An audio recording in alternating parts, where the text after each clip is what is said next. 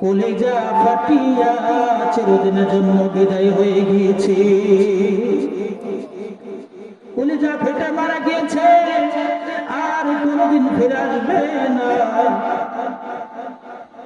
এই মৃত্যুর খবর যখন ওই কন্যা সন্তান পাইল, কন্যা এবার কান্না করে, বাবা আমি তোমাকে বাড়ি থেকে বের করে দিয়েছি, বলেছিলাম আল্লাহ রাসূল সাহাবীদেরকে যতক্ষণ না সন্তুষ্ট করবে ততক্ষণ পর্যন্ত তোমাকে বাবা বলে ডাকবো না।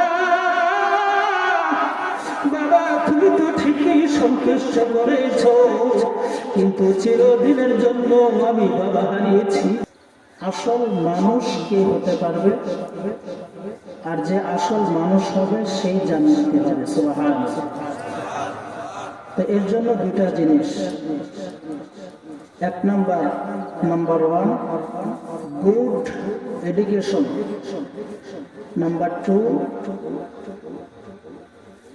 Good character. দুইটা জিনিস। নাম্বার ওয়ান, গুড এডুকেশন, উত্তম শিক্ষা, উত্তম আদর্শ। এই দুইটির সমন্বয়ে মানুষ প্রকৃত মানুষ হয় এবং জান্নাতি ব্যক্তি হিসাবে পরিগণিত হয়। সুবহানাল্লাহ। নাম্বার ওয়ান, এক নম্বর কি? উত্তম শিক্ষা। দুই নম্বর, উত্তম আদর্শে আদর্শবান ব্যক্তি। দুইটি জিনিস। তো উত্তম শিক্ষা কোনটা? হাদিসে পাকে নবী করিম সাল্লাল্লাহু আলাইহি ওয়াসাল্লাম বলেন, খায়রুকুম মান তাআল্লামাল কুরআনা ওয়া আল্লামা। নবী করিম সাল্লাল্লাহু আলাইহি ওয়াসাল্লাম হাদিসে পাকে ইরশাদ করেন, গুড এডুকেশন, উত্তম শিক্ষা হলো পবিত্র কোরআনে কারিমের শিক্ষা। সুবহানাল্লাহ। গুড এডুকেশন, উত্তম শিক্ষা কোনটা? কোরআনের শিক্ষা। তো যার মধ্যে কোরআনের শিক্ষা আছে, আর একটা হলো উত্তম আদর্শ। উত্তম আদর্শ কার মধ্যে আছে? আল্লাহ পাক কোরআনে কারিমের মধ্যে জানিয়ে দেন, উত্তম আদর্শবান ব্যক্তি হলো জনাবে মুহাম্মদুর রাসূলুল্লাহ সাল্লাল্লাহু আলাইহি ওয়াসাল্লাম। আল্লাহ পাক বলেন, লাকাদ কানা লাকুম ফি রাসূলিল্লাহি উসওয়াতুন হাসানাহ লিমান কানা ইয়ারজুল্লাহ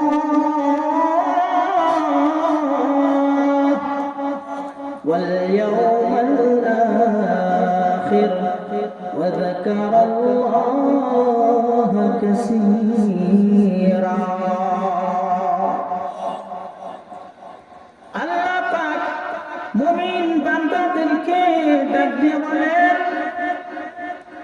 ও দুনিয়ার মানুষ, আসল প্রকৃত মানুষ যদি হতে চাও তাহলে দুনিয়ায় থাকিয়া তোমাদের নবী মুহাম্মাদের মধ্যে তোমাদের জন্য উত্তম আদর্শ রেখে দিয়েছি।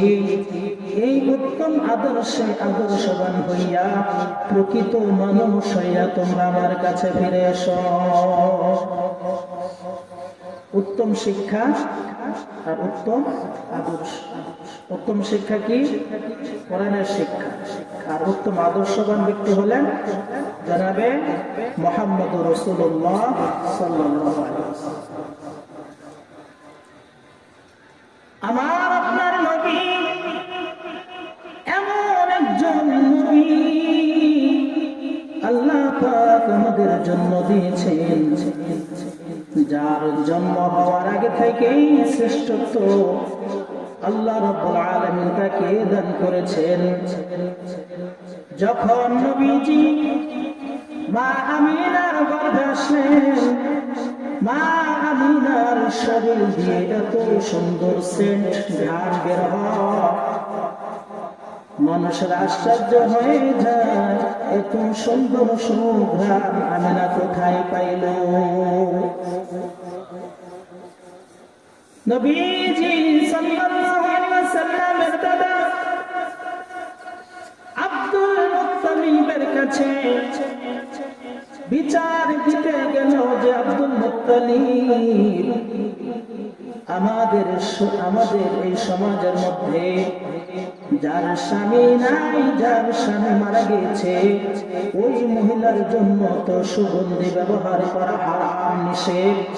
তোমার পুত্র বধূ আব্দুল্লাহর স্ত্রী আমিনা কেন সুগন্ধি মাখে, তার ঘ্রাণ আসে? আব্দুল মুত্তালিব এই বিচার পাওয়ার পর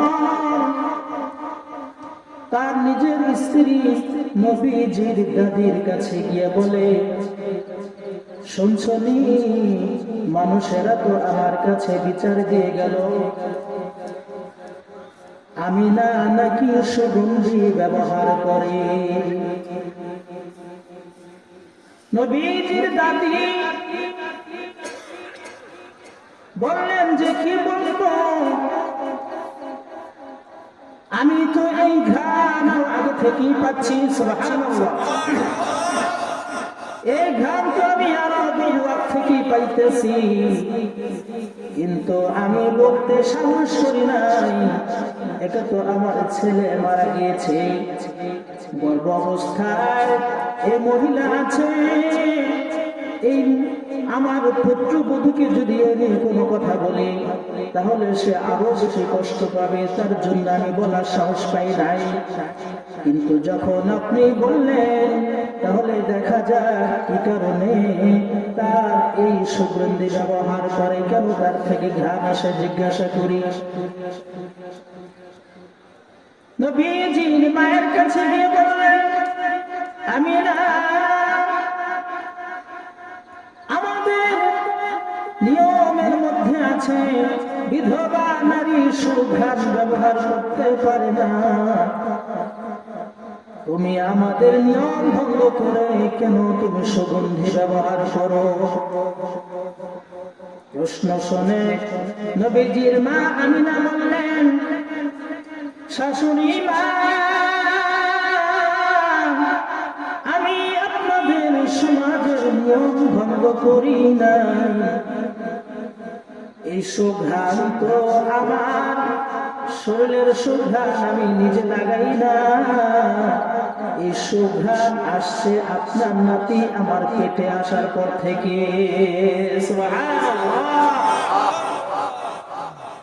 আপনার নবী, আপনার নাতি যেদিন থেকে আমার গর্ভে আসছে, ওদিন থেকে আমার শরীর থেকে ঘ্রাণ বের হয়। সুবহানাল্লাহ। শুধু তাই না বাবা, আমি যে থুতু নিক্ষেপ করি, এই থুতুর মধ্যে কেমন যেন একটা সুঘ্রাণ বের হয়। সুবহানাল্লাহ। এই নবী এত দামি নবী একজন আমরা পেয়েছি, আলহামদুলিল্লাহ, আলহামদুলিল্লাহ। কেমন নবী আমরা পেয়েছি। নবীজি সাল্লাল্লাহু আলাইহি ওয়াসাল্লাম নবুয়ত লাভ করার 40 বছর পর্যন্ত তিনি কাফেরদের মধ্যে, মুশরিকদের মধ্যে এমন ভাবে চলাফেরা করেছেন, আল্লাহ পাক তাকে এমন কুদরতি ভাবে লালিত পালিত করেছেন, তার চলাফেরা, তার ব্যবহার আচারে কোন কাফের, কোন মুশরিক, কোন ব্যক্তি কোনদিন তার ব্যবহারে দোষ খুঁজে পায় না। সুবহানাল্লাহ। এই নবী এমন একজন নবী যার হাতের ইশারায় চন্দ্র দ্বিখণ্ডিত হয়ে গেছে, এই নবী এমন একজন নবী যার হাতের ছোঁয়ায় দুধবিহীন বকরির উলানের মধ্যে দুধ এসে হাজির হয়েছে। সুবহানাল্লাহ, হাতের ছোঁয়া। এই নবী এমন একজন নবী যার হাতের ছোঁয়ায় আগুনের তাপ নিভে গিয়েছে। সুবহানাল্লাহ। একদিন নবীজি সাল্লাল্লাহু আলাইহি ওয়াসাল্লাম মেহমান নিয়ে বাড়িতে গেলেন। বিবিকে জিজ্ঞাসা করলেন, বিবি ঘরে কোনো খাবার আছে কিনা? মেহমান আসছে, মেহমানদারি করাতে হবে। বলে আছে। নবীজি সাল্লাল্লাহু আলাইহি ওয়াসাল্লাম স্ত্রীর সাথে সহযোগিতা করলেন। যেহেতু মেহমান উপস্থিত, স্ত্রী একা একা করবে, দেরি হয়ে যাবে, তাই নবীজি সাথে সাথে সহযোগিতা করার জন্য ওই রুটি বানানোর কাজে তিনি ব্যবহার করলেন। স্ত্রী রুটি বানাতে দেরি হইতেছে, মেহমান নিয়ে নবীজি বসে আছে। কখন স্ত্রী খাবার নিয়ে আসবে আর মেহমানকে খাবার দিবে, কিন্তু স্ত্রী তার ঘরে খাবার নিয়ে আসে না। নবীজি চিন্তা করলেন, এত তো দেরি হওয়ার কথা নয়, কেন আমার সামনে খাবার আসছে না? মেহমানকে কতক্ষণ আর বসায় রাখবে? ভিতরে গিয়ে জিজ্ঞাসা করলেন, বিবি কি কারণে এত দেরি হইতেছে? আমি তো সহযোগিতা করে গেলাম মেহমানকে তাড়াতাড়ি খাবার দেওয়ার জন্য, তুমি কেন দেরি করতেছ? বিবি উত্তর দিলেন, আমি যে কয়েকটা রুটি নিজে বানিয়েছি, ওই রুটিগুলো তো তাওয়ার মধ্যে সেক দিয়েছি, সিদ্ধ হয়েছে, সেগুলো আছে। কিন্তু এই কয়েকটা রুটি যেগুলো আপনি বানিয়েছেন, এই তাওয়ার উপরে দেই। তাওয়া চিনেন তো নাকি? রুটি জাল করে সেক দেয়। তাওয়ার উপরে আপনি যে রুটিগুলো বানিয়েছেন, এই রুটি দেওয়ার পরে আগুনে ওই রুটিকে সিদ্ধ করতেছে না। সুবহানাল্লাহ। আগুনের স্পর্শ করে আগুন জ্বলতেছে কিন্তু সিদ্ধ হচ্ছে না, এই জন্য দেরি হইতেছে, আপনার মেহমানের সামনে খাওয়া নিতে পারতেছে। নবীজি সাল্লাল্লাহু আলাইহি ওয়াসাল্লাম বললেন, বিবি গো, এই রুটির সাথে আমার হাতের স্পর্শ লেগেছে বিধায় আগুন এই রুটির মধ্যে স্পর্শ করে না। সুবহানাল্লাহ। কেমন দামি নবী, এমন একজন দামি নবী যে নবীর হাতে ছোঁয়া লাগলে খাবারের মধ্যে বরকত এসে যায়। সুবহানাল্লাহ। মুসলিম শরীফের হাদিস, জাবের ইবনে আব্দুল্লাহ রাদিয়াল্লাহু তাআলা আনহু থেকে বর্ণিত, খন্দকের যুদ্ধের সময় মুসলমানদের বড় অভাব ছিল, খাদ্যের সংকট ছিল। নবীজি সাল্লাল্লাহু আলাইহি ওয়াসাল্লাম সহ অনেক সাহাবী ছিলেন সাথে, তারা সকলেই ছিলেন ক্ষুধার্ত। পেটের মধ্যে পাথর বেঁধেছেন, কাপড় বেঁধেছেন, মসজিদে গিয়ে ঘোরাঘুরি করেছেন, খাবারের কোনো ব্যবস্থা হয় নাই। এই অবস্থা জাবের ইবনে আব্দুল্লাহ দেখলেন যে নবীজি পেটে কি যেন বাধা। জিজ্ঞাসা করলেন, এমন হলো কেন? উত্তর দেওয়া হলো, নবীজি অনেক ক্ষুধার্ত। সাহাবায়ে কেরাম নবীজিকে ক্ষুধার্ত দেখে বিচলিত হয়ে গেলেন। নবীজিকে একটু মেহমানদারি করাবেন। ঘরের মধ্যে গিয়ে জাবের ইবনে আব্দুল্লাহ তার স্ত্রীকে বললেন, বিবি গো, দোজাহানের বাদশা রাহমাতুল লিল আলামিনকে ক্ষুধার্ত অবস্থা দেখে এসেছি, তোমার ঘরে কোনো খাবার আছে কিনা? স্ত্রী জবাব দিলেন, স্বামী, এই যে একটি ব্যাগ, একটি চামড়ার ব্যাগের মধ্যে কিছু জব ছিল, জব এর রুটি তৈরি করা হয়, আটা পিষে রুটি তৈরি করা হয়, অল্প কিছু জব আছে। বললেন যে সেগুলো বের করো। তিনি বলেন আমার স্ত্রী সেগুলো বের করলেন। বের করে তিনি ওদিক দিয়ে পিষলেন, জবগুলো পিষে আটা বানায়া খামিরা তৈরি করলেন রুটি বানানোর জন্য। আর আমি একটি ছুরি নিয়ে, আমাদের একটি বকরি ছিল, গৃহপালিত বকরি ছিল, ওই বকরিটা জবে করে আমি গোশত কাটতে লাগলাম।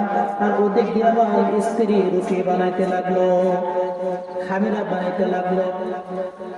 আমার গোশত কাটা শেষ, সব কিছু কেটে কুটে আমি পাতিলে করে ডেস্কের মধ্যে করে যখন চুলার উপরে রেখে দিলাম, রেখে দিয়ে আমার স্ত্রী আমাকে বলল, যাও নবীজিকে ডেকে নিয়ে আসো, তবে সাবধান, আমাকে নবীজির সামনে বেজ্জতি করো না।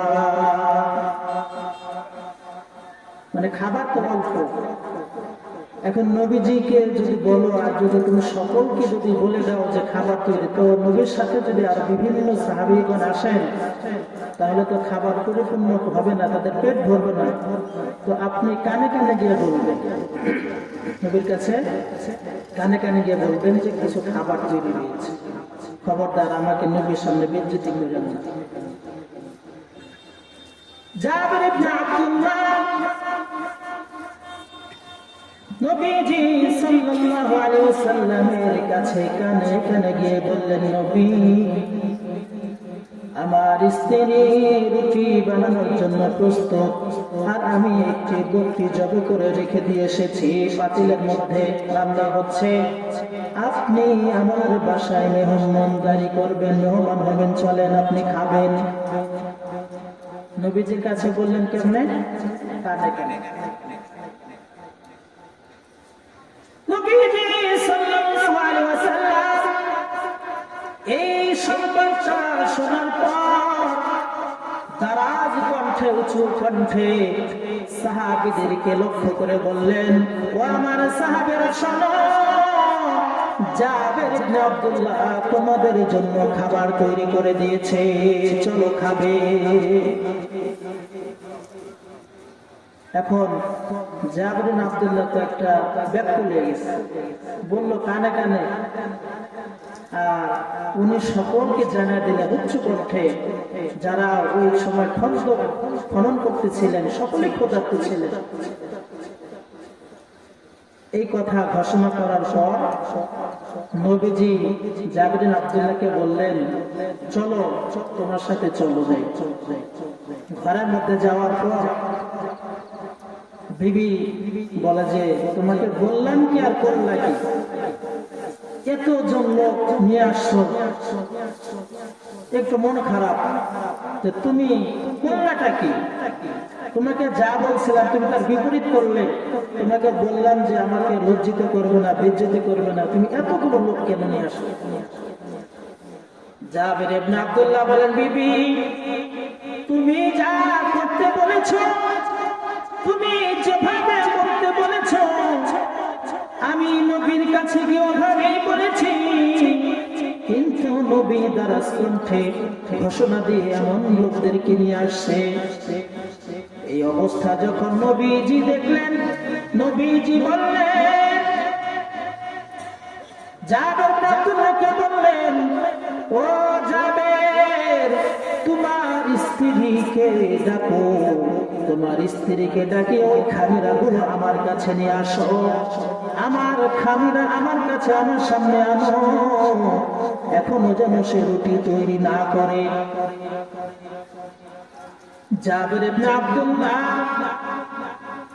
বিবির কাছ থেকে খামিরাগুলো নবীজির সামনে যখন আনলো, নবীজি সাল্লাল্লাহু আলাইহি ওয়াসাল্লাম ওই খামিরার মধ্যে একটু থুতু নিক্ষেপ করে দিলেন, আর বললেন, তোমার স্ত্রীকে বলো, তোমার স্ত্রীর সাথে যে রুটি যে বানায় তাকে এবার রুটি বানাতে বলো।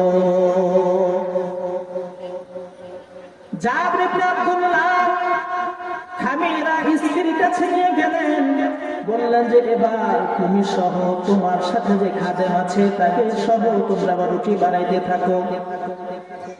আর জাবেরকে বললেন যে ওই যে পাতিল, গোশতের পাতিল দেখ যে আছে, ওখান থেকে তুমি পেয়ালা ভরে ভরে নিয়ে আসো। সাহাবায়ে কেরাম একজন ছিলেন, ভিতরে বিবি রুটি বানাইতেছিলেন, আর জাবের ইবনে আব্দুল্লাহ ওই ব্যাগের ভিতর থেকে বাটি ভরে ভরে গোশত প্লেটে করে দিচ্ছিলেন। সাহাবায়ে কেরাম ছিলেন প্রায় 1000-এর মতো। কতজন? আর আটা ছিল কত? অল্প। জাবের ইবনে আব্দুল্লাহ বলেন, নবীজি সাল্লাল্লাহু আলাইহি ওয়াসাল্লাম সাহাবীদেরকে আগে খাওয়াইলেন। সকল সাহাবায়ে কেরামগণ পেট ভরে পরিতৃপ্ত সহকারে খাইয়া বাড়ি থেকে বিদায় নিলেন। এরপর নবীজি সাল্লাল্লাহু আলাইহি ওয়াসাল্লাম পরিতৃপ্ত সহকারে খাইলেন। তিনি খেয়ে বিদায় হলেন। সকলেই বিদায় হওয়ার পর দেখি আমার খামেরা যতটুকু ছিল এখনো ততটুকুই আছে। সুবহানাল্লাহ। আর ওই পাতিলের ভিতরে গোশত যতটুকু টকবক করতেছিল, সকলে খাওয়ার পরে দেখি পাতিলের গোশত ততটুকুই আছে। সুবহানাল্লাহ। এ হলো আমার আপনার নবীর মুজিজা। কত দামি একজন নবী পেয়েছে। এই নবীকে অনুসন্ধান করার জন্য, এই নবীর আদর্শ অনুসরণ করার জন্য আল্লাহ রাব্বুল আলামিন মুমিন বান্দাদেরকে আদেশ দিয়েছেন। কারণ কোরআনের শিক্ষা উত্তম শিক্ষা, আর নবীর আদর্শ হলো উত্তম আদর্শ। এই দুইটি জিনিস মান্য করবে যারা দুনিয়াতে চলবে, এরা আখিরাতে জান্নাতে হয়ে ঢুকবে। সুবহানাল্লাহ। নবীর আদর্শ মানা দরকার আছে কি নাই? নবীর আদর্শ ছাড়া কোনো গতি নাই। মুসলমানের জন্য নবীর আদর্শ মানা ছাড়া কোনো গতি নাই। সে মানুষও হতে পারবে না, জান্নাতেও যেতে পারবে না।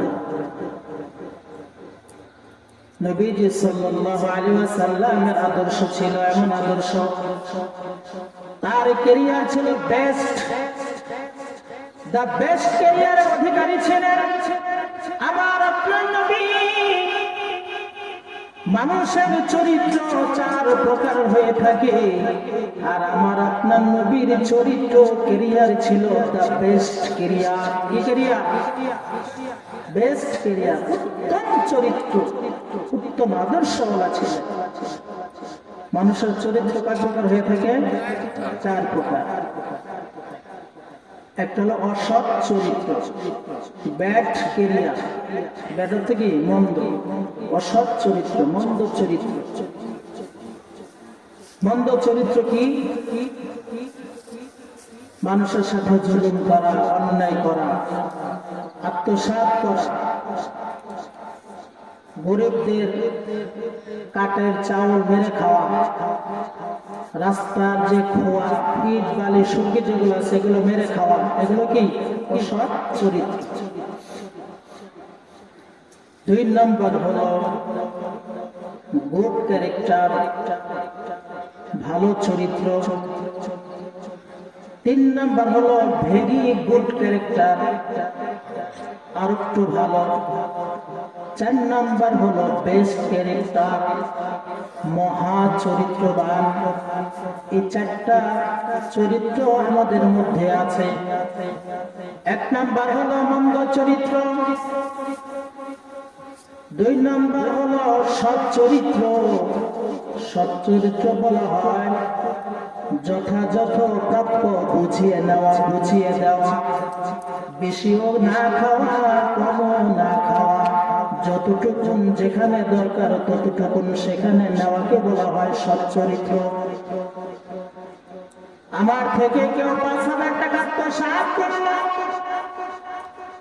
উঠানোর সময় যদি আমি 5,000 টাকা উসুল করি, এটা হবে সৎ চরিত্র। আমাকে একটা থাপ্পড় দিল, আমি প্রতিশোধ হিসেবে তাকে ওই পরিমাণ ওই ওজনের একটা যদি থাপ্পড় দিই, এটা হবে সৎ চরিত্র।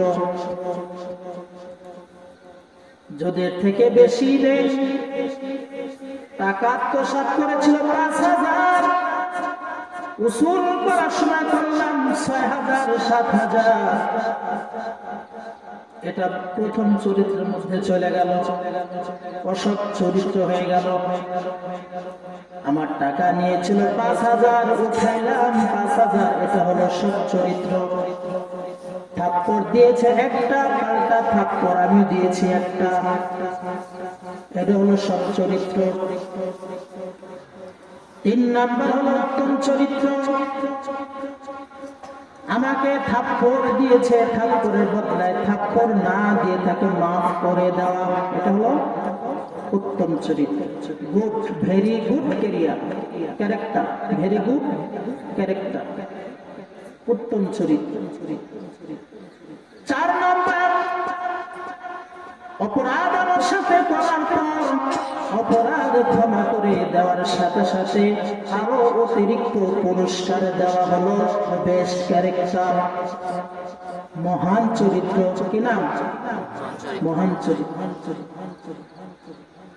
তো মুসা আলাইহিস সালামের মধ্যে ছিল সৎ চরিত্রের প্রভাব বেশি ছিল। উনি বদলার সাথে সাথে সমান সমান নিয়ে নিতেন। আর ঈসা আলাইহিস সালামের মধ্যে ছিল উত্তম চরিত্র। ওনার সাথে কেউ খারাপ আচরণ করলে উনি মাফ করে দিতেন। সুবহানাল্লাহ।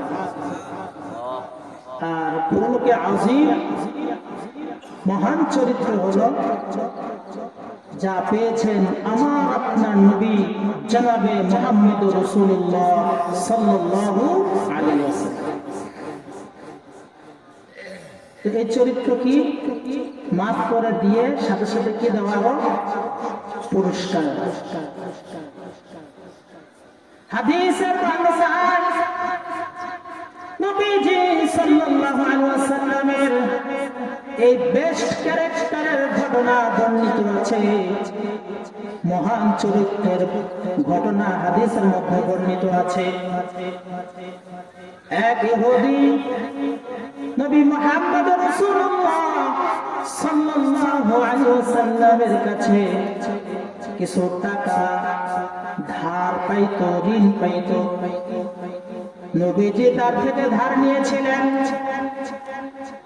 সময় নিয়েছিলেন, মনে করেন 1 মাসের জন্য বা 2 মাসের জন্য মেয়াদ নিয়ে ধার নিয়েছিলেন। 1 মাস বা 2 মাস পরে পরিশোধ করবেন। কিন্তু ওই ইহুদি লোকটা 1 মাস যেতে না যেতেই নবীজি সাল্লাল্লাহু আলাইহি ওয়াসাল্লামের দিন রাস্তা দিয়ে যাইতেছিলেন, তার গায়ে ছিল একটা চাদর। ওই ইহুদি লোকটা চাদরটা ধরে এমন একটা টান দিলেন, চাদরে টান দেওয়ার সাথে সাথে নবীজির গলায় দাগ বসে যায়। ওমর রাদিয়াল্লাহু তাআলা আনহু বললেন, আমরা নবীর সামনে নবীর অনুমতি ছাড়া কিছু করি না রে।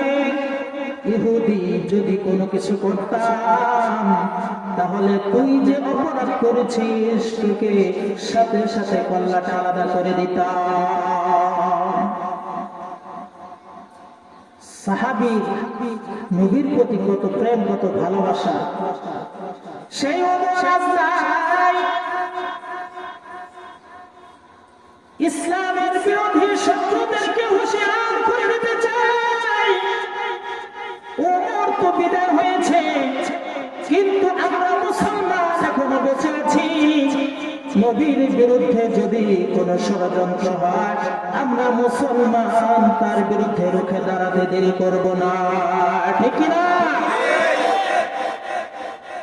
ওমর রাদিয়াল্লাহু তাআলা আনহু দেখলেন। এই অবস্থা দেখার পর তাকে ধমক দিলেন, বিশ্বনবী রাহমাতুল আলামিনের সাথে তুমি যে ব্যবহারটা করেছো এর জন্য ব্যবহারের প্রতিদান হলো তোমাকে গলা আলাদা করে দেওয়া। কিন্তু নবীর সামনে আমরা অনুমতি ছাড়া কিছু করি না, তাই তুমি আজকে বেঁচে গেলে তোমাকে আমরা কোনো কিছু করব না। নবীজি সাল্লাল্লাহু আলাইহি ওয়াসাল্লাম ওমরকে সান্ত্বনা দেওয়ার জন্য বলেন, ওমর সে পাওনাদার, তাকে কিছু বলো না। নবীজি সাল্লাল্লাহু আলাইহি ওয়াসাল্লাম তার দিকে মুস্কি হেসে বললেন যে তুমি চলে যাও, তোমার ঋণ আমি তাড়াতাড়ি পরিশোধ করতেছি। নবীজি ওমর রাদিয়াল্লাহু তাআলা আনহুকে বললেন, যাও ওখানে যাও, তার ঋণ পরিশোধ করে দাও, আর অতিরিক্ত 200 দিরহাম তাকে আরো দাও।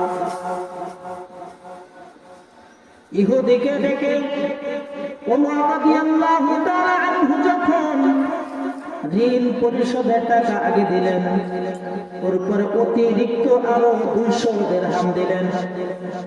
ইহুদি আশ্চর্য হয়ে গেল, বলল যে আমি তো এই 200 দিরহাম পাইতাম না। ওমর রাদিয়াল্লাহু তাআলা আনহু বললেন, নবীজি সাল্লাল্লাহু আলাইহি ওয়াসাল্লাম তোমাকে অতিরিক্ত পুরস্কার হিসেবে আরো 200 দিরহাম দিয়েছেন, এই যে নাও তোমার পাওনা, তুমি নিয়ে যাও। ইহুদি তখন ওমর রাদিয়াল্লাহু তাআলা আনহুকে বলল, আমি এই পাওনা ওসুল করার জন্য আসি নাই, আমি পাওনা ওসুল করার জন্য আসি নাই। কিসের জন্য এসেছ? বলে যে আমি তাওরাত কিতাবের মধ্যে রাহমাতুল আলামিন শেষ নবীর কিছু আলামত, অনেকগুলো আলামত রয়েছে, আমি একটা একটা করে সবগুলোই মিলিয়ে দেখেছি। শুধু একটা আলামত আমার জানতে বাকি ছিল, সেটা তুমি পরীক্ষা করলাম। বলে কি সেটা? বলে যে নবীজি সাল্লাল্লাহু আলাইহি ওয়াসাল্লামের ভবিষ্যৎবাণীর মধ্যে তাওরাতের মধ্যে লেখা আছে, শেষ নবী রাহমাতুল আলামিন যিনি হবেন তিনি মন্দ ব্যবহারকারীর সাথে খারাপ আচরণ করে না, বরং ক্ষমা করে দিয়ে উল্টো পুরস্কার দেয়।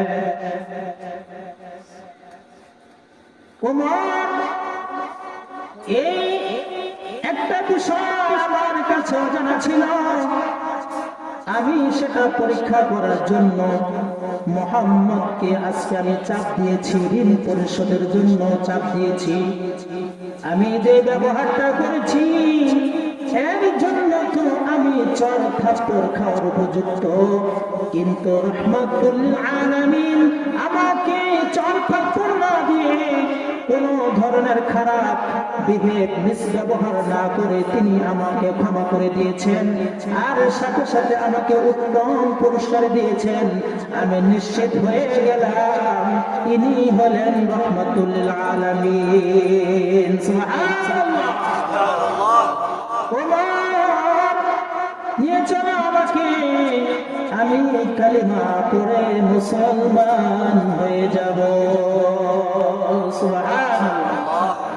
এই হলো খুলুকে আযীম, ক্ষমা করে দিয়ে আরো উল্টা কি দেওয়া, পুরস্কার দেওয়া।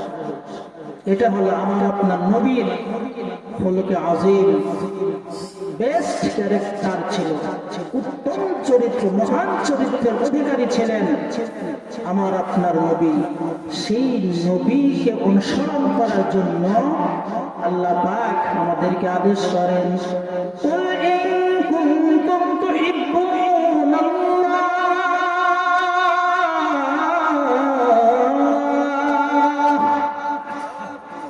কুল ইন কুনতুম তুহিব্বুনাল্লাহ ফাত্তাবিউনি ইউহিব্বুকুমুল্লাহ ওয়া ইয়াগফির লাকুম যুনুবাকুম ওয়াল্লাহু গফুরুর রহিম।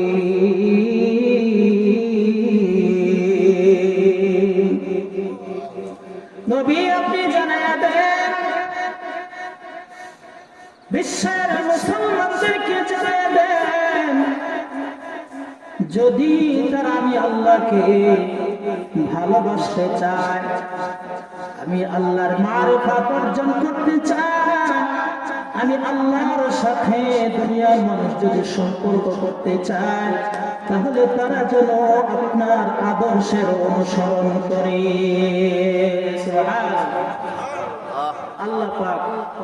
আল্লাহ পাকের ভালোবাসা চাই কি চাই না? আল্লাহ পাকের ভালোবাসা ছাড়া আমাদের উপায় আছে? উপায় নেই। আল্লাহর ভালোবাসা পাইতে হলে কার আদর্শ অনুসরণ করার জন্য আদেশ দিয়েছেন? নবীজি সাল্লাল্লাহু আলাইহি ওয়াসাল্লামের আদর্শের অনুসরণ করার জন্য আল্লাহ পাক আদেশ দিয়েছেন। নবীজির আদর্শ অনুসরণ ছাড়া আমাদের আর কোনো উপায় নাই। আদর্শ অনুসরণ করতেই হবে যদি আমরা আল্লাহকে পাইতে চাই, আল্লাহকে ভালোবাসতে চাই।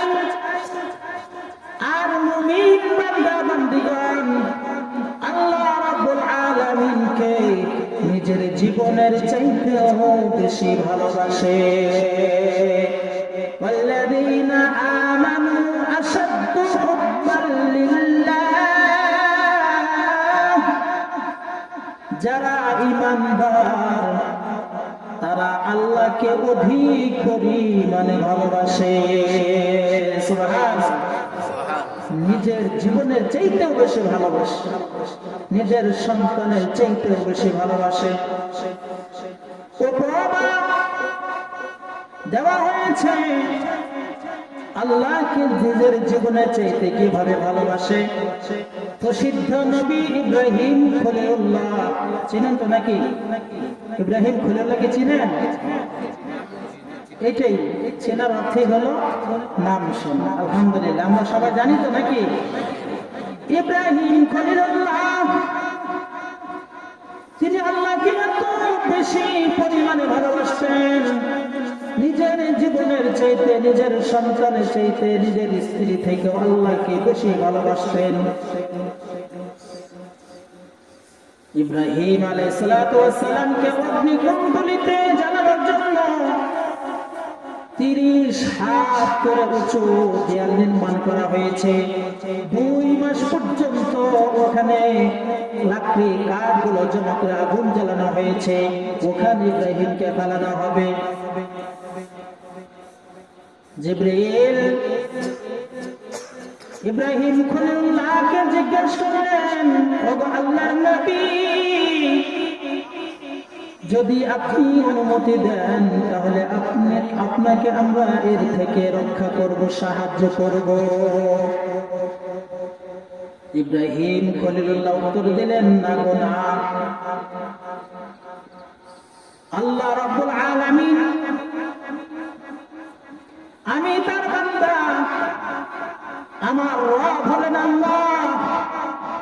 আল্লাহ যদি আমাকে আগুনের মধ্যে ফেলতে চায়, আমি এই আগুনের মধ্যে পড়তে রাজি আছি।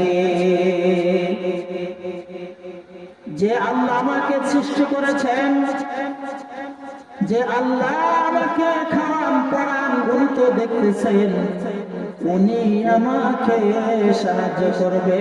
তোমার সাহায্যের আমার দরকার নাই। সুবহানাল্লাহ। তোমার সাহায্য আমার লাগবে না। তো এরকম ভাবে আল্লাহকে ভালোবাসতে হবে। আর এই আল্লাহকে ভালোবাসতে হলে কার আদর্শ মানতে হবে? কার আদর্শ? রাসূলের আদর্শ মানতে হবে। রাসূলের জীবন চরিত্রের কাছে এসে মহান চরিত্রবান আদর্শ ব্যক্তির কাছে এসে কত জিনাকার, কত চোর, বাটপার, খুনি, রাজানি, ডাকাতেরা ভালো হয়ে গিয়েছে। এক ব্যভিচারিণী, এক জিনাকার নবীজির সামনে এসে বলল, ইয়া রাসূলুল্লাহ, ইয়া হাবিবাল্লাহ, জিনা করতে আমার ভালো লাগে, আমি জিনা করব, ব্যভিচারে লিপ্ত হব। আল্লাহর নবী তাকে ডাক দিলেন, এদিকে এসো, তুমি কেন জিনা করবে? আমার ভালো লাগে। নবীজি বললেন, আচ্ছা আমাকে বলো, যদি কেউ তোমার নবী তোমার মায়ের সাথে যদি কেউ জিনা লিপ্ত হয়, তুমি রাজি হবে কিনা? বলেন কি কিয়ামত ঘটে গেল? ইসরাফিল তো সিংহে ফুঁক দিলে কিয়ামত হবে। ইসরাফিলের অপেক্ষা করবো না, আমি নিজে সিংহে ফুঁক দিয়ে কিয়ামত ঘটে গেল। আমার মায়ের সাথে জিনা করবো, এত বড় সাহস কার? এরপর আবার বললেন, যদি তোমার বোনের সাথে যদি কেউ সেই অপকর্ম করে, বিবাহ বহির্ভূত সম্পর্ক যদি করে, তুমি কি করবে? হাড্ডে গুড্ডে ভেঙ্গে বেরালাম। নবীজি বললেন, এবার তুমি বলো, তুমি যার সাথে জিনায় লিপ্ত হবে সে তো কারো বোন বা কারো মা হবে, তার মনের অবস্থাটা কেমন হবে? তুমি এবার বিচার করো, কার সাথে তুমি জিনা করবে? যার সাথে ব্যভিচারে লিপ্ত হবে সে তো কারো বোন বা কারো মা হবে, তুমি তার সাথে কিভাবে জিনা লিপ্ত হবে? তারও যেরকম মন খারাপ হবে। ইয়া রাসূলুল্লাহ, কি বললেন আপনি? তেমন কথা বললেন যেই কথা বলার কারণে আমার মনের পর্দা খুলে গিয়েছে। সুবহানাল্লাহ।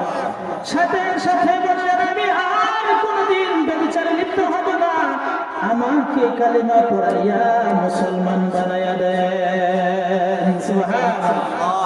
মহান চরিত্রের কাছে এসে ভালো হয়ে গেছে।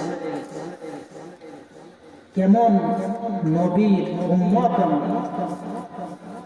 তো আল্লাহকে ভালোবাসতে হলে কার আদর্শ মানতে হবে? রাসূলের আদর্শ। সাহাবায়ে কেরামগণ রাসূলের আদর্শ কিভাবে পালন করতেন? মনে প্রাণে বিশ্বাস করে মানতেন, পালন করতেন। সাহাবায়ে কেরামগণ এত ভালোবাসতেন নবীর আদর্শকে, স্বয়ং নবীকে বড় ভালোবাসতেন। সিদ্দিক আকবর রাদিয়াল্লাহু তাআলা আনহু নবীজি সাল্লাল্লাহু আলাইহি ওয়াসাল্লাম মক্কার কাফের মুশরিকদের দিনদের দ্বারা যখন নানান অত্যাচারিত হয়ে গেলেন, ধৈর্য হারানো অবস্থা, আবু বকরকে বলেন, আবু বকর রে, মনে হয় আমাদের এখান থেকে দেশান্তর হতে হবে, হিজরত করতে হবে, প্রস্তুত থাইকো। আবু বকর রাদিয়াল্লাহু তাআলা আনহু এই কথা শোনার পর বিছানায় শুইতেন, কিন্তু শুইতেন না, তিনি বিছানায় শুইতেন না, দরজায় কান লাগায় দাঁড়ায় থাকতেন। হিজরতের সময় যখন নবীজি কাফের বেঈমানদের চোখে ফাঁকি দিয়া এক মুষ্টি বালু নিক্ষেপ করার পর কাফেরদের চোখের মধ্যে চলে যায়, নবীজি গোপনে আবু বকর রাদিয়াল্লাহু তাআলা আনহুর বাড়িতে গিয়ে দরজায় করাঘাত করে, আবু বকর,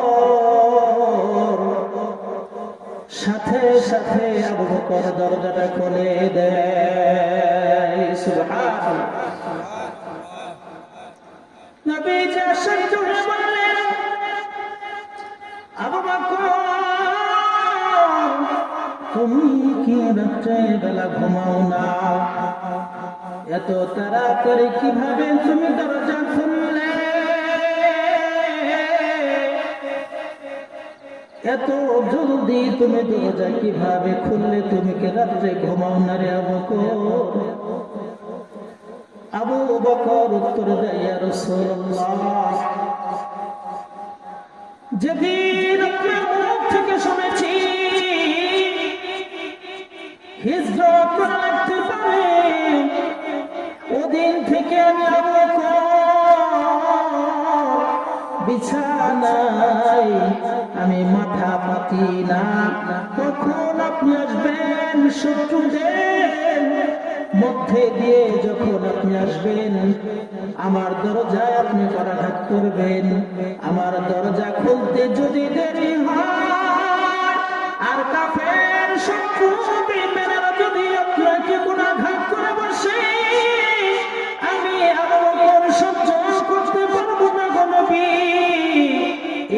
জন্য ওই দিন থেকে আমি মাথা বালিশে লাগাই না, দরজার সামনে দাঁড়ায়া থাকি। সুবহানাল্লাহ। নবীজিকে কত ভালোবাসতেন। আরেকজন সাহাবী, বলবো আরেকজন সাহাবী নবীজি সাল্লাল্লাহু আলাইহি ওয়াসাল্লামের সাথে বদর যুদ্ধ করার সময় মুশরিকদের একজনকে হত্যা করে ফেলেছিল। পরবর্তী সময়ে ওই সাহাবী মুশরিকদের হাতে বন্দী হয়ে যায়। তাদের বাপ-দাদাদের হত্যার প্রতিশোধ নেওয়ার জন্য তাকে বন্দী করে। বন্দী করার পর তাকে একটা কথা বলে, তোমাকে বন্দী করেছি, মেরে ফেলবো, তবে একটা শর্তে তোমাকে ছেড়ে দিতে পারি। বলে কি শর্ত? শর্ত হলো তুমি শুধু এতটুকু বলো, তোমার স্থানে মুহাম্মদকে হত্যা করে ফেলবো। তুমি শুধু এতটুকু বলো, তোমার পরিবর্তে মুহাম্মদকে হত্যা করব। এই কথাটা যদি তুমি বলো, তোমাকে ছেড়ে দেব। সাহাবী বললেন, ও মুশরিক, ও কাফেরের দল, কান পেতে শুনে নাও, নবী মুহাম্মদের স্থানে আমাকে হত্যা যদি করা হয়, আমি বারবার জীবন দিতে রাজি, কিন্তু আমার স্থানে আমার নবীকে যদি একটা কাটা ফোটানো হয়, আমি তা সহ্য করতে পারবো না। সুবহানাল্লাহ। এরকম প্রেম ছিল নবীজির সাথে, নবীজির আদর্শের প্রতি তাদের এত গভীর সম্পর্ক ছিল। নবীজিকে যারা পায় নাই, তার মধ্যে একজন সাহাবী ছিলেন উকবা ইবনে আমির রাদিয়াল্লাহু তাআলা আনহু। নবীজির তিরোধানের পর পারস্য বিজয় করেছেন। পারস্যের রাজাদের সাথে যুদ্ধ করার জন্য তার দরবার নিয়ে যখন গমন করেছে, পারস্যের বাদশা তাকে ডাকলো, মুসলমানদেরকে ডাকলো। ডাকার পর বলে, তোমাদের সাথে একটু পতাকা বৈঠক করি, বসো, তোমাদের কি চাওয়া পাওনা আছে? পরামর্শ বসলেন। বসার সময় খাবার দাবারের আয়োজন করা হলো। খাবার দাবারের আয়োজন করার সময় উকবা রাদিয়াল্লাহু তাআলা আনহু হাত থেকে লোকমা খাবার নিচে পড়ে গেল। খাবার উঠাইয়া খাইতে যাইবেন এমন সময় পাশ থেকে আরেকজন সাহাবী হাত দিয়ে গুঁতো দিলেন শরীরের মধ্যে। বলে, উকবা, আজকে এটা না করলে হয় না। পারস্যের বাদশার সামনে আমরা খাইতে আসি রাজ দরবারে, এই কাজটা যদি তুমি করো তাহলে তো আমাদের সম্মান নষ্ট হয়ে যাবে। উঠানো খাবার পরে যাওয়া খাবার উঠাই খাবার, বাদ দাও আজকে। উকবা ইবনে আমির রাদিয়াল্লাহু তাআলা আনহু বললেন, তার সাথীকে বললেন, আতরুকু সুন্নাত হাবিবি সাল্লাল্লাহু আলাইহি ওয়াসাল্লাম লিহাউলাইল হুমাকা। আমি কি এই আহম্মতের জন্য আমার হাবিবের সুন্নাত কি ছেড়ে দিতে পারি? আমি ছেড়ে দিতে পারি না। সুবহানাল্লাহ। পরে যাওয়া খাবার উঠে খাওয়া কি সুন্নাত, নবীর আদর্শ। আমি এই আহম্মতের কারণে, তারা খুব বড় বড় বাচ্চা, অনেক বড় বাচ্চা হতে পারে, এরা তো আহম্মক, বোকা, এদের কোনো জ্ঞান নাই, বোকা মানুষ। এই বোকাদের জন্য আমার হাবিবের, আমার রাসূলের আদর্শ আমি বিসর্জন দিব, কোনো সময় আমি দিতে পারি না। তো এভাবে সাহাবায়ে কেরামগণ নবীজির আদর্শকে প্রাধান্য দিয়েছেন, মেনেছেন, যার কারণে আল্লাহ পাক তাদেরকে বাদশা বানিয়ে দিয়েছেন। সুবহানাল্লাহ। নবীজির আদর্শ মানলে কি হওয়া যায়? বাদশা। আল্লাহ রহম করেন। ওই যে বলেছেন আল্লাহ, ইন কুনতুম তুহিব্বুনাল্লাহ ফাত্তাবিউনি, নবীকে অনুসরণ করো। নবীকে অনুসরণ করলে কি হবে? ইউহিব্বুকুমুল্লাহ, যারা নবীর আদর্শ মানবে আল্লাহ পাক তাদেরকে ভালোবাসা দিবেন। সুবহানাল্লাহ। আল্লাহ পাক তাদেরকে কি করবেন? ভালোবাসবেন। আল্লাহর ভালোবাসার অর্থ কি? নানান কাজে আল্লাহ পাক সহযোগিতা করবেন, সাহায্য করবেন, তাদের সহযোগিতা আল্লাহ পাক করবেন। হাদিসে পাকের মধ্যে আছে, এক সাহাবী আটলান্টিক মহাসাগরের পাড়ে গিয়ে বলেন, বলো তো ওই কিনারে কোন জনবসতি আছে কিনা? যদি থাকে তাহলে আমি এই ঘোড়া নিয়ে এই পারস্যের এই আটলান্টিক মহাসাগর পাড়ি দেব, পরে যেতে রাজি। সুবহানাল্লাহ। নদী পাড়ি দিবে কি দিয়ে? ঘোড়া দিয়ে। যেখানে 8 ঘন্টা সময় লাগে প্লেনে পার হইতে, যদি এই আটলান্টিক মহাসাগরের উপরে যদি কোনো লোক থাকে, যদি কোনো মানুষ থাকে, তাহলে আমি আমার রাসূলের দাওয়াত নিয়ে আমি সেখানে যাব, ঘোড়া দিয়ে এই সমুদ্রের পাড়ি দিবে। সুবহানাল্লাহ। আল্লাহ পাক তাদেরকে সেই দাওয়াত দিয়েছিলেন, সেরকম আল্লাহ রহম করেছিলেন। কেন? তারা রাসূলের আদর্শ মেনেছিলেন। রাসূলের আদর্শ মানার কারণে আল্লাহ পাক তাদেরকে ভালোবাসা দিয়েছেন। রাসূলের আদর্শ মানার কারণে আল্লাহ পাক তাদেরকে এরকম দয়া করেছেন, রহম করেছেন।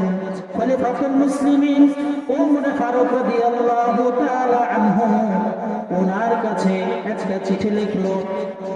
নীল নদের পানি শুকিয়ে গিয়েছে। ওখানকার একটা দল, সাহাবায়ে কেরামের একটি দল, তারা গিয়ে দেখলো নীল নদের পানি আনার জন্য প্রত্যেক বছর একটা করে কুমারী মেয়েকে সাজিয়ে বিসর্জন দেওয়া হয়। সাহাবায়ে কেরামগণ বললেন, ইতিপূর্বে যা দিয়েছো সেটা দিয়েছো, এখন আর চলবে না। এই নীল নদের মধ্যে আর কুমারী মেয়ে বিসর্জন দেওয়া যাবে না। বলতে হবে তোমরা পানির ব্যবস্থা করো, কিভাবে পানি আনবে। সাহাবায়ে কেরামগণ ওমর রাদিয়াল্লাহু তাআলা আনহুর কাছে চিঠি লিখলেন। ওমর রাদিয়াল্লাহু তাআলা আনহু চিঠির জবাবে লিখে দিলেন, ওহে নীল নদ, যদি তুমি আল্লাহর মাখলুক হও তাহলে আল্লাহর নামে তুমি প্রবাহিত হয়ে যাও। এতটুকু লিখে চিঠি ফেরত পাঠিয়ে দিলেন আর বললেন, এই চিঠিটা নিয়ে নীল নদের মধ্যে ফেলে দেবে, দেখবে পানি আসবে। তো বার্তা বাহক যে চিঠি বহন করে নিয়ে এসেছিল, সে চিঠিটা নিয়ে গেল এবং ওখানকার যে আমির ছিলেন তার হাতে দেওয়ার পর তিনি সেই চিঠিটা নীল নদের মধ্যে ফেলে দেওয়ার সাথে সাথে নীল নদ এই যে ভরা ভরছে, এই পর্যন্ত আর শুকায় নাই। সুবহানাল্লাহ। রাসূলের আদর্শের রং তাদের মধ্যে ছিল।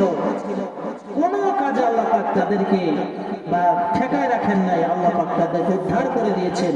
এভাবে আল্লাহ পাক কি করবেন? রহম করেন, ভালোবাসেন, দয়া করেন। ইউহিব্বুকুমুল্লাহ। আল্লাহ পাক রাসূলের আদর্শ মানলে আল্লাহ পাক তাদেরকে ভালোবাসা দেন। আর ভালোবাসা দেওয়ার পর আরেকটা পুরস্কার হলো ওয়াগফির লাকুম যুনুবাকুম, আল্লাহ পাক তাদের গুনাহগুলোকে maaf করে দেন। সুবহানাল্লাহ। রাসূলের আদর্শ যারা মানবে আল্লাহ পাক তাদের করে দিবেন। যত গুনাহ থাকুক না কেন, রাসূলের আদর্শ মানলে তার গুনাহ মাফ হয়ে যায়। সুবহানাল্লাহ। দুনিয়াতে এমন কি আছে যার আদর্শ মানলে মাফ হয়, গুনাহ মাফ হয়? আছে কেউ? নাই। বিএনপি নেতা বলেন, আওয়ামী লীগের নেতা বলেন, বিশ্বের পরাশক্তির নাম বলে না কেন, এমন কোন ব্যক্তি নাই যার আদর্শ মানলে আল্লাহ মাফ করেন।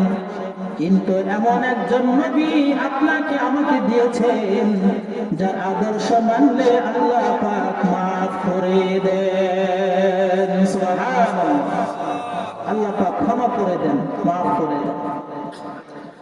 মুহাজির সাহাবীগণ আর আনসারী সাহাবীগণ, মুহাজির বলা হয় যারা মক্কা থেকে হিজরত করে মদিনায় গিয়েছেন, তাদেরকে কি বলে? মুহাজির। আর এই মুহাজির সাহাবীদেরকে যারা সহযোগিতা করেছেন, রিসিভ করেছেন, জায়গা দিয়েছেন, খাবারের ব্যবস্থা করে দিয়েছেন, তাদেরকে বলা হয় আনসার। তো মুহাজির সাহাবীর নাম হলো সাঈদ ইবনে আব্দুর রহমান। মুহাজির সাহাবীর নাম কি? সাঈদ ইবনে আব্দুর রহমান। আর মদিনায় একজন সাহাবী ছিলেন আনসার, ওনার নাম হলো সালাবাতুল আনসারী। ওনার নাম কি? সালাবাতুল আনসার। তো নবীজি সাল্লাল্লাহু আলাইহি ওয়াসাল্লাম দেখেন আদর্শ মানলে আল্লাহ মাফ করেন কিভাবে, এই হাদিসের মধ্যে বলা রয়েছে। তো সাঈদ ইবনে আব্দুর রহমান উনি স্ত্রী সহ হিজরত করেছিলেন রাসূলের সাথে, মদিনায় গিয়েছিলেন। আর ওদিকে ছিলেন হলো সালাবাতুল আনসারী। এই দুজনের মধ্যে ভাই ভাইয়ের সম্পর্ক করে দিলেন। তারা একই ফ্যামিলিতে থাকতে লাগলো। একই ফ্যামিলিতে থাকার পর তাদের চলাফেরা একসাথে ছিল, পর্দার সাথে, যতটুকু পর্দার বিধান যেটা ছিল ওই সময় তারা পর্দার বিধান মেনে একসাথে থাকতে একই বাড়িতে। তো কোন একটা যুদ্ধে নবীজি সাল্লাল্লাহু আলাইহি ওয়াসাল্লাম বের হয়ে গেলেন এবং সাথে গেলেন সেই মুহাজির সাহাবী সালাবিয়া আব্দুর রহমান, সাঈদ ইবনে আব্দুর রহমান। উনি নবীজির সাথে যুদ্ধে গেলেন। যুদ্ধে যাওয়ার পর সালাবাতুল আনসারী বাড়িতে ছিল। নবীজি সাল্লাল্লাহু আলাইহি ওয়াসাল্লাম সালাবাতুল আনসারীকে ওই পরিবারের দায়িত্ব দিলেন, তুমি দেখশোনা করবে, যা কিছু প্রয়োজন হয় তুমি সেগুলো দেখবে। এই দায়িত্ব দিয়া নবীজি বের হয়ে গেলেন আব্দুর রহমান, সাঈদ ইবনে আব্দুর রহমানকে নিয়ে যুদ্ধে চলে গেলেন। এদিক দিয়ে সালাবাতুল আনসারী যেহেতু বাড়িতে রয়েছেন, আর ওই সাঈদ ইবনে আব্দুর রহমানের স্ত্রী বাড়িতে একা। শয়তান সালাবাতুল আনসারীকে কুমন্ত্রণা দেয়, সালাবারে সাঈদ ইবনে আব্দুর রহমানের স্ত্রী বড় সুন্দরী, ঘরের মধ্যে একা আছে, সুযোগ একটা তোমার হাতে আছে, সুযোগটা নিতে পারো। এই কুমন্ত্রণা দেওয়ার পর শয়তানের কুমন্ত্রণা, শয়তানের ফাঁদে পা দিলেন। পা দিয়ে যখন ওই সাহাবীর স্ত্রীর কাছে গেলেন, পর্দার ভিতরে চলে গেলেন, যখন হাতটা টান দিয়ে ধরলেন, সাঈদ ইবনে আব্দুর রহমানের স্ত্রী সালামাকে উদ্দেশ্যে বললেন, সালামা রে, তোমার অন্তরে কি আল্লাহর ভয় নাই? কিয়ামতের ময়দানে তুমি কিভাবে আল্লাহর সামনে দাঁড়াবে? তোমার অন্তরে কি আল্লাহর ভয় নাই? তোমার ভাইয়ের অনুপস্থিতিতে তুমি বিশ্বাসঘাতকতা করার জন্য আমার রুমে এসেছো। তোমার অন্তরে কি আল্লাহর ভয় নাই? কিয়ামতের ময়দানে তুমি আল্লাহর সামনে কিভাবে দাঁড়াবে? এই কথা শোনার সাথে সাথে সালাবাতুল আনসারীর অন্তরের মধ্যে দোলা শুরু দেয়। ভেতরে ভয় চলে আসে, আসলেই তো আল্লাহর সামনে তো আমাকে উপস্থিত হতে হবে, দাঁড়াতে হবে। আমি এই মুখ নিয়ে কিভাবে আল্লাহর সামনে দাঁড়াবো? নিজের অপরাধ বোধ জেগে উঠল। অপরাধ বোধ জেগে ওঠার পর তিনি আর বাড়িতে রইলেন না, বাড়ি থেকে পূর্ব দিকে চলে গেলেন। পাহাড়ের নিচে গিয়ে একটা গাছতলার নিচে সিজদায় পড়ে আল্লাহকে ডাকেন আর কাঁদেন, আল্লাহ গো, বড় ভুল করে ফেলেছি, আল্লাহ আমার গুনাহ তুমি মাফ করে দাও। এভাবে কান্না করতেছেন, বাড়িতে আসেন না। ওদিক দিয়ে যুদ্ধ শেষ হয়ে গেল। যুদ্ধ শেষে নবীজি বাড়িতে আসলেন, মদিনায় আসলেন। তার সাথে সাঈদ ইবনে আব্দুর রহমান বাড়িতে আসলেন। বাড়িতে এসে দেখে সালাবাতুল আনসারী ঘরে নাই। বিবির কাছে জিজ্ঞাসা করলেন, বিবি, সালাবাতুল আনসারী বাড়িতে নাই, কোথায় গিয়েছে বলো। বিবি উত্তর দিলেন, জানি না, এই পূর্ব দিক দিয়ে বের হয়ে গিয়েছে, এ পর্যন্ত আর বাড়িতে ফিরে আসে না। সাঈদ ইবনে আব্দুর রহমান তিনি বললেন, যার বাড়িতে আমাদের আশ্রয় দিল, যার বাড়িতে আমরা থাকি, এই বাড়িওয়ালা এখন ঘরে নাই। দায়িত্ববোধ থেকে তিনি খোঁজার জন্য বের হয়ে গেলেন। বের হয়ে যাওয়ার পর খোঁজাখুঁজি শুরু করলেন, খুঁজতে লাগলেন কোথায় সালাবাতুল আনসারীকে পাওয়া যায়। গিয়ে দেখলেন পাহাড়ের মধ্যে একটা গাছের নিচে সিজদা দিয়ে আল্লাহর কাছে কান্না করতেছে, আল্লাহ, বড় পাপ করে ফেলেছি, ওগো আল্লাহ, তুমি আমাকে যদি মাফ না করো, আমার জাহান্নাম ছাড়া উপায় না। ধরছিলেন কি? শুধু একটা হাতি তো ধরছেন, আর কিছু তো করেন না। এটাকেই সাহাবায়ে কেরাম অনেক বড় পাপ মনে করেছে। ঘর থেকে বের তো এত বড় একটা গুনাহ তিনি মনে করেছেন, নিজেকে বড় গুনাহ মনে করেন, তিনি আর বাড়িতে আসেন না। তো সালাবাতুল আনসারীকে অবস্থায় দেখে সাঈদ ইবনে আব্দুর রহমান বলেন, চলো বাড়িতে চলো। কয় না, আমি বাড়িতে যাব না। না যেতেই হবে। কয় না, যাব না।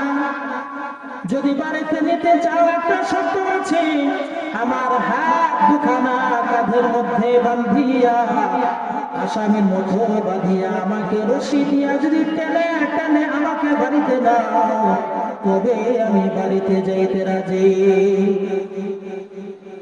আমার হাত ওই চোখ আসামি যেরকম বাঁধে এরকম বেঁধে আমাকে রশি দিয়ে তারপরে টেনে যদি নিয়ে যাও, তবে আমি যাইতে রাজি, এছাড়া আমি যাব। তো উনি চিন্তা করলেন, তো সে তো যাবে না, তো তোকে বাড়িতে মতো নেওয়ার দরকার। তো তার প্রস্তাব তিনি মেনে নিলেন। মেনে নিয়ে হাত পা বেঁধে রশি দিয়ে টেনে টেনে বাড়িতে নিয়ে যাচ্ছেন। ওনার এক মেয়ে ছিল, সালাবাতুল আনসারীর এক মেয়ে ছিল। সে যখন দেখলো যে আমার বাবাকে রশি দিয়ে টেনে টেনে বাড়িতে আনতেছে, বললেন, বাবা গো, বয়স তো কম হয় নাই, বয়স তো কম হয় নাই, এত বয়সে কিভাবে তুমি এমন পাপ কাজ করলে, যেই কাজের কারণে তোমাকে আসামির মতো বেঁধে রশি দিয়ে টানতে হইতেছে? কেমন পাপ করেছ? সালাবাতুল আনসারী তার আব্দু সাঈদ ইবনে আব্দুর রহমানকে বলেন, চলো, আমার এই পাপের কোনো ক্ষমা আছে কিনা? আগে চলো আবু বকরের কাছে যাই, আমার এই পাপ আমি নবীজির কাছে কিভাবে খুলে বলে, কিভাবে নবীজির সামনে আমি চেহারা দেখাই। আগে আমি নবীজির কাছে যাব না, চলো আবু বকরের কাছে যাই, দেখি আবু বকর কোনো ব্যবস্থা করতে পারে কিনা। আবু বকরের কাছে গেলেন, নিজের কথা বললেন। আবু বকর বললেন যে মাফ করা তো আমার অধিকারে নাই, মাফ করার দায়িত্ব আল্লাহ, তুমি আমার দরবার থেকে বের হয়ে যাও। সালামাতুল আনসারী সাঈদ ইবনে আব্দুর রহমানকে বলেন, আবু বকর দর করে দিয়েছে, আমি নিরাশ নই, আমি এখনো হাল ছাড়ি নাই, চলো ওমরের দরবার নিয়ে যাও। ওমরের দরবারে নিয়ে গেল, একই জবাব দেওয়া হলো।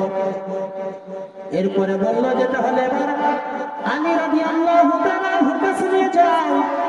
আলী রাদিয়াল্লাহু তাআলা আনহু একই জবাব দিলেন, যাও, বের হয়ে যাও, ক্ষমা আমার কাছে নাই, ক্ষমা করার দায়িত্ব আল্লাহ। এবার সালামাতুল আনসারী সাঈদ ইবনে আব্দুর রহমানকে বলেন, আবু বকর বের করে দিল, ওমর বের করে দিল, আলী বের করে দিল, এখন আর যাওয়ার রাস্তা হলো রাহমাতুল লিল আলামিন, দয়ার নবীর কাছে যাওয়া ছাড়া কোনো উপায় নাই। চলো দেখি রাহমাতুল লিল আলামিনের কাছে যাই। রাহমাতুল লিল আলামিন নবীজির কাছে যাওয়ার পর বললেন, ইয়া রাসূলুল্লাহ, আমার গোনার কোনো ক্ষমা হবে কিনা? আর নবী তো এমন নবী যিনি আল্লাহর অনুমতি ছাড়া, ওহী ছাড়া কথা বলেন না।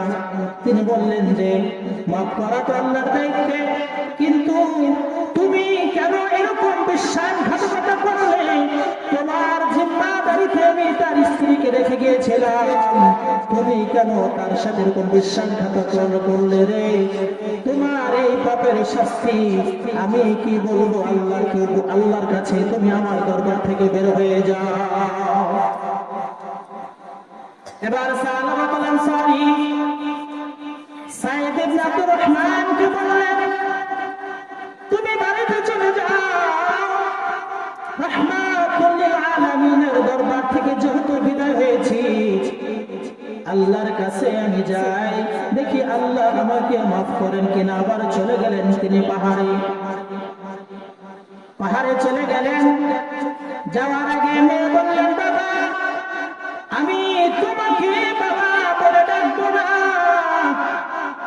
যতক্ষণ না তুমি সাহাবী এবং আল্লাহকে সন্তুষ্ট না করতে পারবে, নবীকে রাহমাতুল লিল আলামিনকে যতক্ষণ না সন্তুষ্ট করতে পারবে, ততক্ষণ পর্যন্ত তোমাকে আমি বাবা বলে ডাকবো না। আগে যাও, আল্লাহকে রাজি করাও, নবীকে রাজি করাও, সাহাবীদেরকে রাজি করাও। সালামাতুল আনসারী চলে গেলেন। পাহাড়ের মধ্যে যাওয়ার পর আল্লাহর কাছে কান্না করেন, আল্লাহ গো,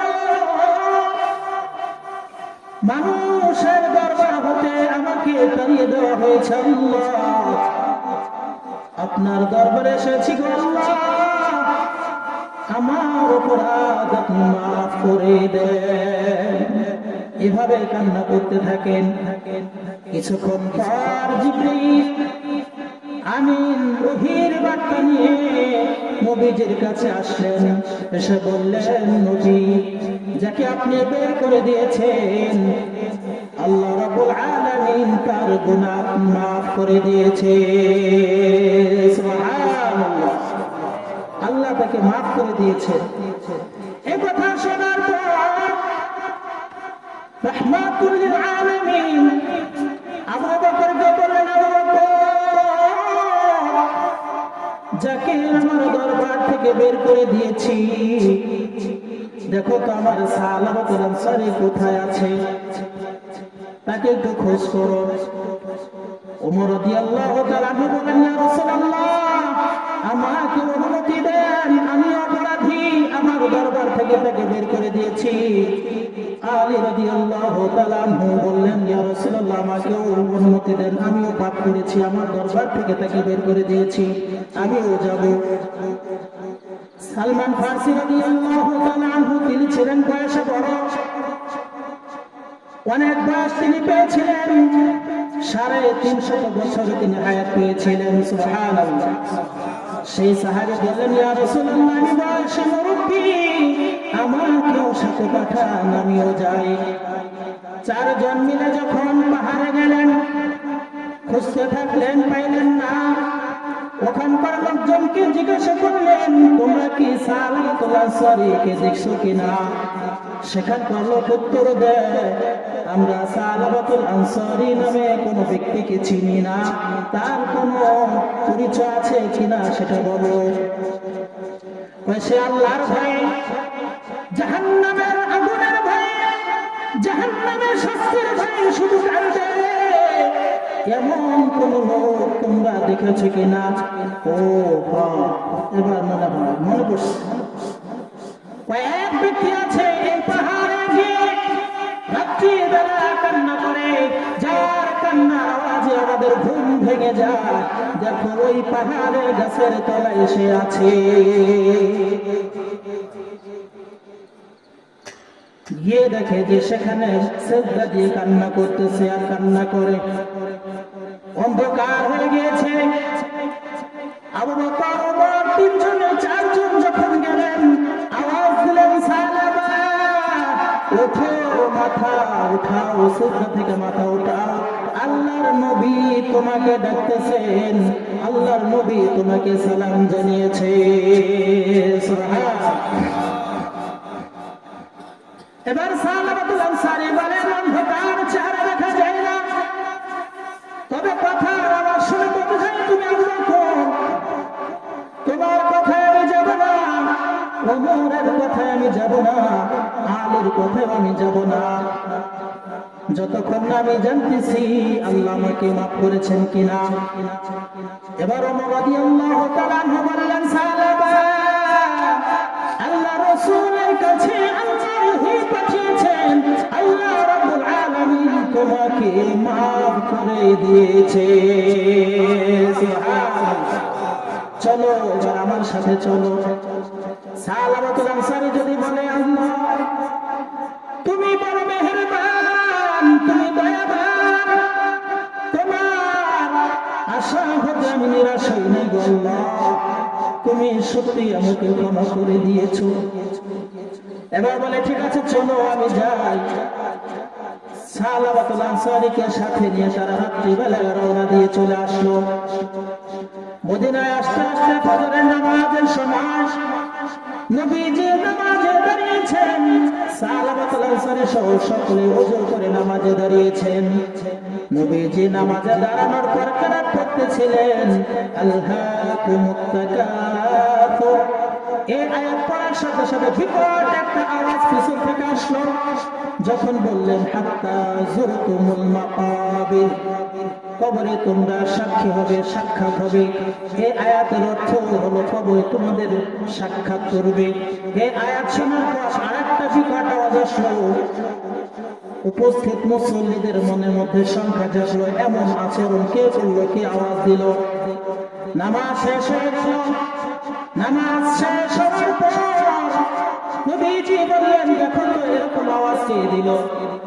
দেখলো যে সালাবাতুল আনসারী মাটির মধ্যে, সে বিছানার মধ্যে, সে মসজিদের মধ্যে শুয়ে শুয়ে সে গড়াগড়ি করতেছে। নবীজি যাবেন দেখতে, এর মধ্যেই তার দেহটা একদম নিথর হয়ে গেল, আর কোনো নড়াচড়া নাই।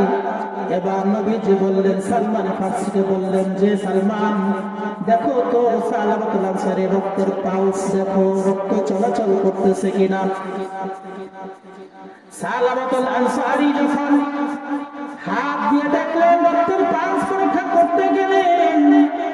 পরীক্ষা করার পর বললেন, নবী আপনার সালাবাতুল আনসারী, বাবা তুমি তো ঠিকই সন্তুষ্ট করেছো, কিন্তু চিরদিনের জন্য আমি বাবা হারিয়েছি। কাকে আমি বাবা বলে ডাকবো? আমি কাকে বাবা বলে ডাকবো? চিরদিনের জন্য তোমাকে হারাইলাম। মেয়ের কান্না দেখে রাহমাতুল লিল আলামিন সহ্য করতে পারে না। মেয়েকে বলে, মা গো সালাবাতুল আনসারীর মৃত্যু হয়েছে, সে আর ফিরে আসবে না। তোমার বাবার অভাব যতদিন পর্যন্ত তুমি বেঁচে থাকবে, ততদিন পর্যন্ত আমি আজকে থেকে তোমার বাবা হয়ে গেলাম। তোমার বাবা হয়ে গেলাম। এতিম বাচ্চার দায়িত্ব নিলেন কে? বিশ্বনবী সাল্লাল্লাহু আলাইহি ওয়াসাল্লাম। তো নবীজি সাল্লাল্লাহু আলাইহি ওয়াসাল্লাম এভাবে ওনার থেকে যখন মৃত্যু হয়ে গেল, বলে গোসল দাও। গোসল দেওয়ার পর বললেন যে তার কাফন দাফনের ব্যবস্থা করো। তো জানাজা নিতে যাবেন, তো সাহাবায়ে কেরামগণ সহ সকলে যাইতেছিলেন। নবীজি সাল্লাল্লাহু আলাইহি ওয়াসাল্লাম পার সামনের নখের উপর ভর দিয়ে যাইতেছিলেন। তো সাহাবায়ে কেরামগণ খেয়াল করলেন যে নবীজি এভাবে পা সামনের নখের উপর ভর দিয়ে যাচ্ছে, পায়ের গোড়ালি মাটিতে ফেলছেন না কেন? তো বলেন, ইয়া রাসূলুল্লাহ, আপনি এভাবে হাঁটতেছেন কেন? আপনার তো কষ্ট হচ্ছে, আপনি পা গোড়ালি মিশে হাঁটেন। নবীজি বললেন, সাহাবীরা রে, সাহাবাতুল আনসারী তওবা আল্লাহর কাছে এত পছন্দ হয়েছে, আল্লাহর কাছে এত মায়া হয়েছে, তার তওবা দেখে ফেরেশতারা খুশি হয়ে তার জানাজায় শরীক হয়েছে। এত পরিমাণ ফেরেশতা এসেছে, আমার পা ফেলানোর জায়গায় শহরে নাই। সুবহানাল্লাহ। এভাবে সাহাবায়ে কেরামগণ এর তওবা আল্লাহ পাক কবুল করেছেন। আল্লাহ রাসূল সাল্লাল্লাহু আলাইহি ওয়াসাল্লাম এই সাহাবাতুল আনসারীর কবরের মৃত্যুর পর এমন ফেরেশতা এসে তার জানাজা দিয়েছেন। তো আল্লাহ রাব্বুল আলামিন রাসূলের আদর্শ মানলে কি করেন? ক্ষমা করেন। এই সাহাবীকে আল্লাহ ক্ষমা করে দিয়েছেন। এই জন্য আল্লাহ বলেন, ইয়াহবিবুকুমুল্লাহ ওয়া ইয়াগফির লাকুম যুনুবাকুম আল্লাহু গফুর।